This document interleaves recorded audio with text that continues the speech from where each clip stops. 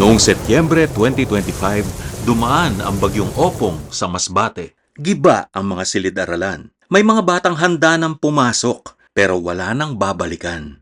Kapag nasira ang paaralan, hindi lang gusali ang nawawala, pangarap ang naaantala. Agad nag-utos si Pangulong Marcos sa DepEd, rebuild as soon as possible. Last week, bumalik ang Pangulo sa Masbate upang personal na tiyakin na ang ipinag-utos ay maayos na naipatupad. Ininspeksyon niya ang mga bagong classroom. Siniguro na ligtas at handa para sa mga bata. Sa loob lamang ng 2 linggo, naitayo na ang Learning Continuity Space. Mabilis na tinapos at may warranty na 20 years. Matibay, maayos, maginhawa. Approved kay Pangulong Marcos. So we're building 89 in Masbate. Hindi lang gusali ang kanyang sinuri.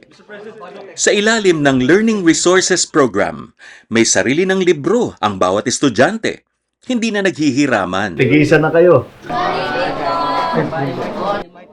Mas masaya rin ang mga guro. Ayon sa utos ng Pangulo, pinabilis ang promotions ng teachers. Kailangan namin kayong tulungan. Kayo nag-aalaga sa mga anak namin. Sinuri rin ng Pangulo ang feeding program para sa mga bata. Good morning, boys and girls. Ilan ang papakainin nyo?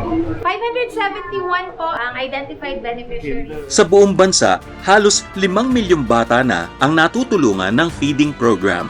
Mga classroom na mabilis na naitayo, mas maayos na promotion program para sa teachers, at masustansyang student feeding program.